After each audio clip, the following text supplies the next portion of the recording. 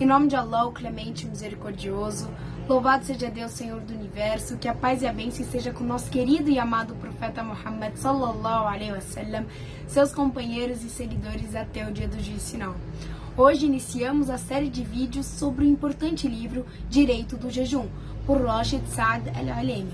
Estamos perto do mês do Ramadã, o mês em que o jejum é obrigatório, então é preciso ter o máximo de informações sobre o jejum. Primeira pergunta: o jejum era obrigatório para as nações anteriores? Sim, e a prova disso é a Aia 183 da Surata Al-Baqarah, que diz: ó fiéis, está a vós prescrito o jejum tal como foi prescrito a vossos antepassados, para que temais a Allah. Segunda pergunta: dizem que o jejum do Ramadã não era obrigatório para as pessoas. Isso é verdade? Sim. Inicialmente, o jejum obrigatório era somente no Ashura. Depois disso, ficou obrigatório o jejum no mês do Ramadã. Terceira pergunta: como começou a ordem para o jejum no mês do Ramadã? Isso ocorreu quando desceu o dito: ó fiéis, está a vós prescrito o jejum. E também no dito: jejuareis determinados dias. Porém, quem de vós não cumprir o jejum, por achar-se enfermo ou em viagem, jejuará depois o mesmo número de dias.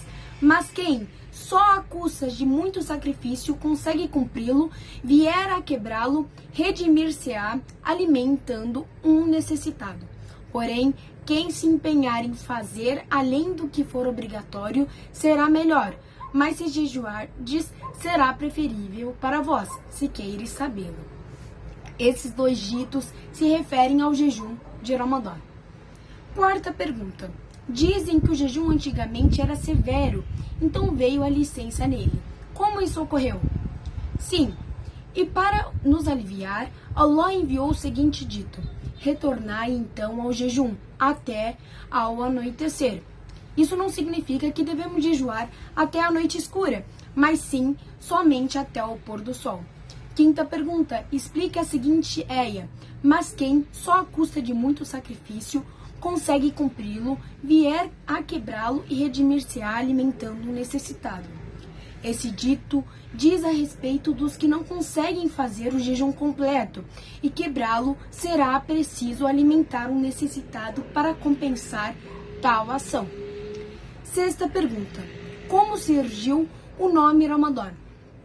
Antes, o nome deste mês era An-Natik, e quando os árabes vieram traduzir o nome desse mês antigos para seu idioma, isso coincidiu com o advento desse mês, que é o calor. Então foi dito que é o Ramadã, e foi dito que é o mês em que queimam os pecados. Sétima pergunta: quando começou a ser obrigatório para os muçulmanos o jejum no mês do Ramadã? Começou no segundo ano da Hijra. Oitava pergunta: quantos Ramadã o profeta Muhammad jejuou? Ele jejuou 9 Ramadã. Nona pergunta: o que significa prescrito na seguinte Aia? Tal como foi prescrito a vossos antepassados. Significa você cumprir o que Allah mandou, querendo fazer o que Allah gosta, seguindo suas ordens.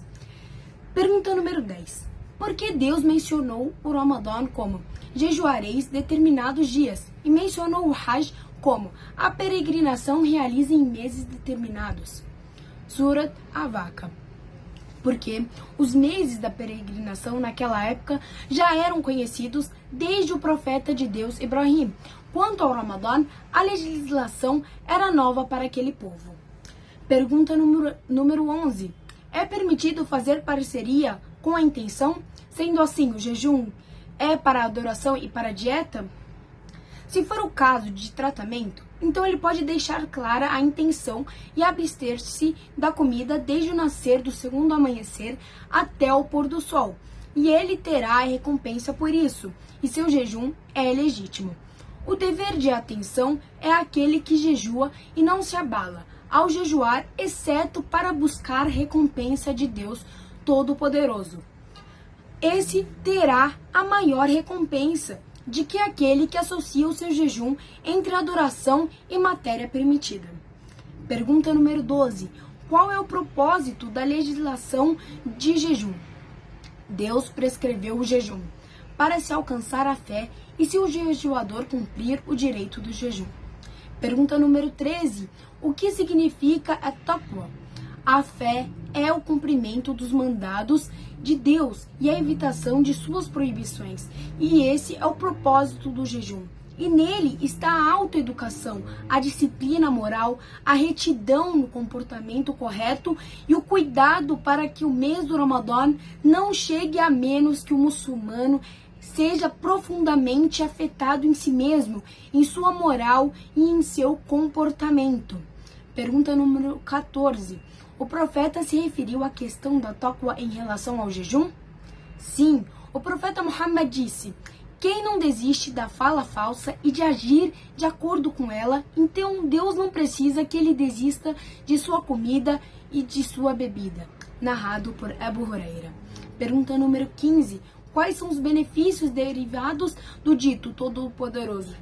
Ó fiéis, está a vós prescrito o jejum, tal como foi prescrito a vossos antepassados, para que temais a Allah. Entre esses benefícios estão: primeiro, explicar a importância do jejum, pois Deus Todo-Poderoso o impôs às nações antes de nós, e isso indica o amor de Allah por ele, que é necessário para todas as nações.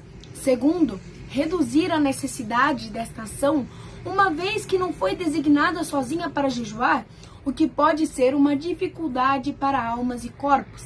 Terceiro, salientar que Deus Todo-Poderoso aperfeiçoou sua religião para essa nação, assim como aperfeiçoou para ela as virtudes que precedem outras.